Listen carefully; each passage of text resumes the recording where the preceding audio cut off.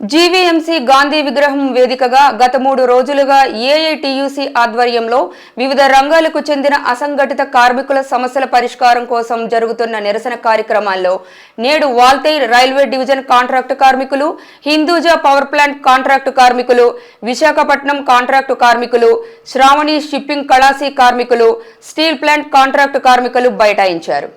కనీస వేతనం 35,000 రూపాయలు చెల్లించాలని, రాష్ట్ర ప్రభుత్వం వెంటనే కనీస వేతన బోర్డును నియమించాలని, కాంట్రాక్ట్ కార్మికులందరికీ సమాన పనికి సమాన వేతనం చెల్లించాలన్న సుప్రీంకోర్టు తీర్పుని అమలు చేయాలని డిమాండ్ చేస్తూ నినాదాలు చేశారు.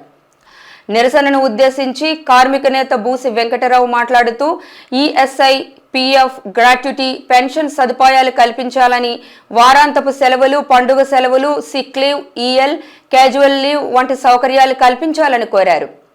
కేంద్ర ప్రభుత్వం తీసుకొచ్చిన 4 లేబర్ కోడలు రద్దు చేసి భారత కార్మిక వర్గ పోరాటాల ద్వారా సాధించుకున్న 44 చట్టాలను అమలు చేయాలని డిమాండ్ చేశారు.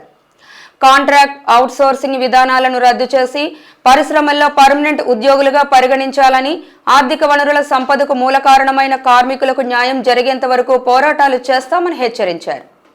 కనీస వేతనం 9,500 ఉంటే పర్మనెంట్ కార్మికుడి వేతనం 95,000 రూపాయలు ఉంది.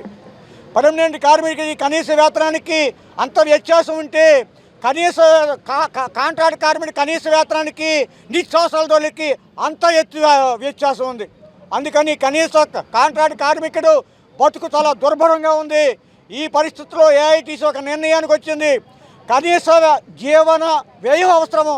ఈ కార్మికుడికి కనీస వ్యయ జీవనం కావాలంటే కార్మికుడికి నెలకు 35,000 రూపాయలు కావాలని చెప్పి ఆర్థిక నిపుణులు నిర్ణయించిన దాంట్లో భాగంగా ఇవాళ మేము ఈ వేదికగా Visakha railway contract workers union, Hinduja power plant contract workers union, HPCL Coromandel Visakhapatnam contract labour యూనియన్ల ఆధ్వర్యంలో మీ ద్వారా ప్రభుత్వాన్ని మేము డిమాండ్ చేసేది కాంట్రాక్ట్ కార్మికుల కనీస వేతనం 35,000 రూపాయలతో పాటు చట్టబద్ధంగా అమలు జరపాల్సినటువంటి PF, ESI, gratuity, leave enforcement తదితర సౌకర్యాలన్నీ కూడా కార్మికులకు అమలు జరిపి తీరాలని చెప్పి డిమాండ్ చేస్తూ ఉన్నాం.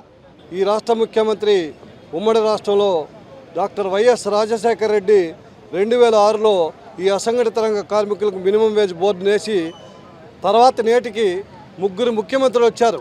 రాష్ట్రం విడిపోయినాక 2014లో చంద్రబాబు నాయుడు గారు, 2019లో జగన్మోహన్ రెడ్డి గారు, మళ్ళీ 24లో చంద్రబాబు నాయుడు వచ్చి మినిమం వేజ్ బోర్డు నేయకుండా ఈ అసంఘటిత రంగ కార్మికుల్ని కాంట్రాక్టర్లు, అంబానీలు, ప్రైవేటు వ్యక్తులు దోచుకోవడానికి వారికి సహకరిస్తున్నారు తప్ప ఎవరైతే సంపదకి సృష్టికి మూలకర్తలో వారి జీతభత్యాలను పెంచట్లేదు. మినిమం వేజ్ బోర్డు కూడా కంటి తుడుపుగానే ఉంటుంది. ఆ మినిమం వేజ్ బోర్డును అమలు జరపాల్సిన లేబర్ ఆఫీసర్లు ఎవరు కూడా చర్యలు తీసుకోవట్లేదు.